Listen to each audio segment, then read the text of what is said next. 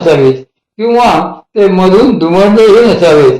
अशा त्या दर्भांचे छोटे छोटे ढीप करून ते एकत्र बांधायला पाहिजे.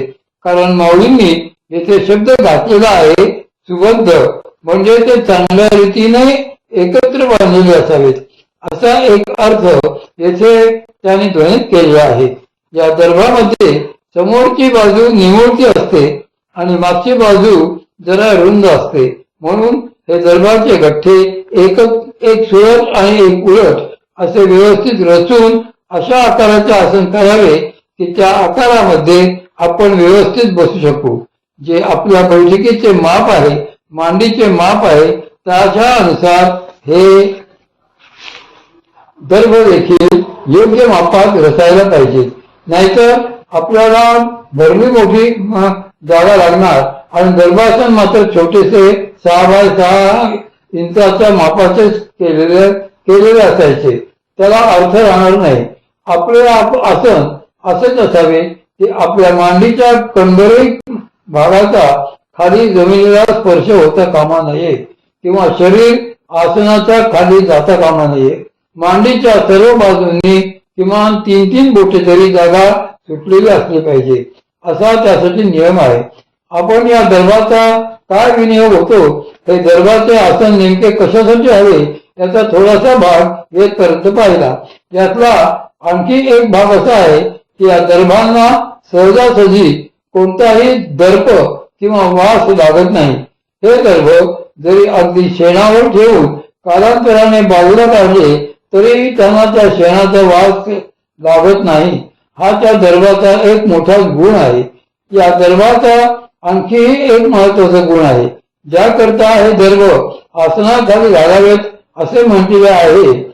त्या साधनेच्या वेळात जेव्हा भगवती शक्ती उत्थापित होते आणि ती प्राणाची गती ऊर्ध्व करते तेव्हा भगवती योगाग्नी स्वरूपच असल्यामुळे शरीरात एक प्रकारची उष्णता तयार होते. 6व्या अध्यायात याचे वर्णन करताना माऊली म्हणतात की तव येरीकडे धनुर्धरा आसनाचा अवघारा शक्तीकडे उजगरा कुंडली. ते दर्भासनाचे वैशिष्ट्य आपण ज्याच्यावर बसतो ते आसन आणि आपण ज्या पद्धतीने मांडी घालतो ते आसन याच्यामुळे एक प्रकारची साधनेला उपयुक्त अशी उष्णता निर्माण होते. ही उष्णता टिकून राहिली पाहिजे आणि ती सगळीकडे सारख्या प्रमाणात पसरली पाहिजे. ती सारख्या प्रमाणातच सर्वत्र राखलीही गेली पाहिजे. ती जर अशी राखली गेली तर आपण त्या आसनावर कितीही वेळ बसलो तरी आपल्याला त्या आसनाचा त्रास होणार नाही. आणि ज्यावेळी आपण साधनेतून उठू त्यावेळी आपल्या मांड्या आणि शरीराच्या सगळ्याच भागाचे रक्तप्रवाह कोठेही न थांबता आहे तसा आपोआप व्यवस्थित चालू राहील. त्याचा उभाराही राखला जाईल. अशी ही विलक्षण ताकद जशी दर्भात आहे तशीच ती लोकरीतही आहे. काही वर्षापूर्वी अमरनाथच्या वाटेवर हिमालयाच्या यात्रेत असताना आम्हाला याचा चांगलाच अनुभव आला. अमरनाथहून परतत असताना बर्फाचा जोरदार पाऊस झाला. गारा आणि बर्फ यांचा सर्वदूर वर्षाव सुरू झाला. आजूबाजूला आश्रय घेता येईल अशी कुठलीही जागा नव्हती. सगळे कपडे चिंब भिजलेले होते. आम्ही जेव्हा चंदनवाडीच्या मुक्कामाला पोहोचलो तेव्हा अशी परिस्थिती होती की तंबूच्या सगळ्या बाजूने पाणी वाहत होते. तो तंबू केवळ नावालाच झाकलेला होता. आतमध्ये जमिनीवर प्लास्टिक घातलेले होते, पण त्याच्या खालून आणि वरून देखील गार पाणी वाहत होते. आम्हाला अशा ठिकाणी संपूर्ण रात्र काढायची होती. त्यावेळी आमच्या जवळ लोकरीच्या लोया होत्या. शालीपेक्षा जरा कमी प्रतीच्या अशा लोकरीच्या चादरी असतात, त्यांना लोया म्हणतात. आपल्याकडे जे पांढरे घोंगडे मिळते त्याच्यापेक्षा त्यांचा दर्जा चांगला असतो. अशा त्या लोया खाली घालून आम्ही त्याच्यावर बसलो.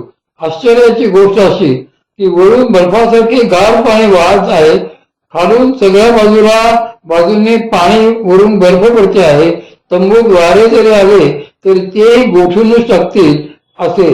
पण असे असताना देखील आसन मात्र संपूर्ण उबदार राहिले. शरीराची जी उष्णता बाहेर जायची ती बाहेर न जाता त्या लोकरीच्या आसनांनी टिकवून धरली. म्हणूनच एवढे 12 तास तशा स्थितीत राहूनही आमच्यापैकी कोणालाही साधी सर्दी देखील झाली नाही, अंग दुखले नाही की काही नाही. हा त्या आसनांचा उभारा राखण्याचा गुण होता.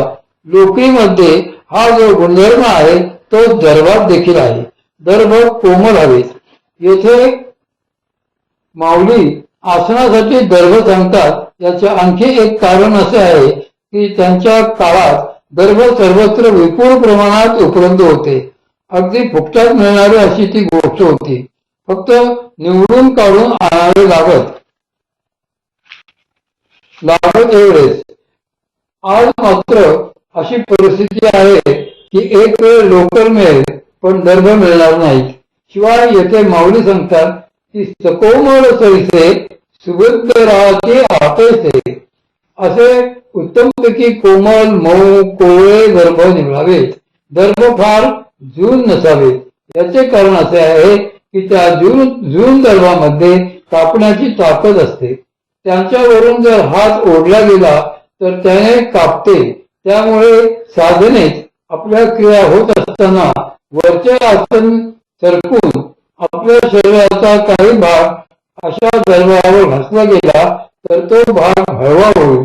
म्हणूनच माऊलींनी येथे सकोमळ हा शब्द योजला आहे.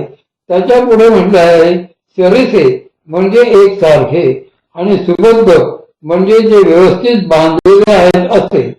सुबद्ध राहती आपेसे एक पाडे तैसे बोजा घाली. ते समतल होतील असे व्यवस्थित रचून बांधलेले असावेत. आता त्यांची जाडी किती असावी? ते दर्भ आसन साधारणपणे एक इंच जाड होईल असे रचले तरी पुरेसे आहे. आपण तेवढेच दर्भ रचावेत. आजकाल काही ठिकाणी दर्भाची तयार आसने मिळतात. पुण्यामध्येही मिळतात. पण त्या आसनामध्ये शास्त्रदृष्ट्या रचनेचा दोष दिसतो. कारण एक तर ते दर्भ मध्ये दुमडलेले असतात, अमोडी नसतात, त्यांची जाडी पुरेशी नसते. शिवाय ते आसन आकाराने जरा लहानच असते. म्हणून माऊलींनी सांगितल्याप्रमाणे जर आपल्याला बसायचे असेल तर तसे आसन आपण स्वतः तयार करायला पाहिजे. माऊली म्हणतात की जरी चोकट सुखसे वडी माझी धूत वस्त्राची घडी तळवटी अमोडी कुशांकुर. आसन क्रम बदलतो. माऊलींचा हा क्रम श्री भगवंतांच्या क्रमापेक्षा थोडा भिन्न आहे. भगवंत सांगतात शैलाजी कुशोत्तरम, सगळ्यात वर धूत वस्त्र, त्याच्या खाली अजिन आणि त्याच्या खाली दर्भ. माऊलींनी हाच क्रम बदलून असं सांगितलं आहे की खाली दर्भ, त्याच्यावर धूत वस्त्राची घडी आणि त्याच्यावर अजिन. माऊलींनी हा क्रम बदलण्याचे एक कारण आहे. आपण सकाळीच बघितलेले आहे की जे अजिन म्हणजे कातडे आसन म्हणून घालायचे असते ते मृगाचे का असावे. त्यावेळी आपण हेही बघितले की त्या मृगाच्या कातड्याचा हरिणाच्या कातड्याचा एक गुण असा आहे की त्याच्यावर बसून साधन केले तर ज्ञान प्राप्ती होते, वैराग्य प्राप्ती होते. प्रपंचाचा देखील वीट यायला लागतो. माऊलींचे हे जे अभ्यास योग सांगणे चालले आहे ते पार्थाला समोर ठेवून चाललेले आहे. साधक जेव्हा पार्थासारखा उत्तम अधिकारी असतो तेव्हा तो सरळ त्या अजिनावर बसला तरी ते चालण्यासारखे आहे. याची ही दोन कारणे आहेत.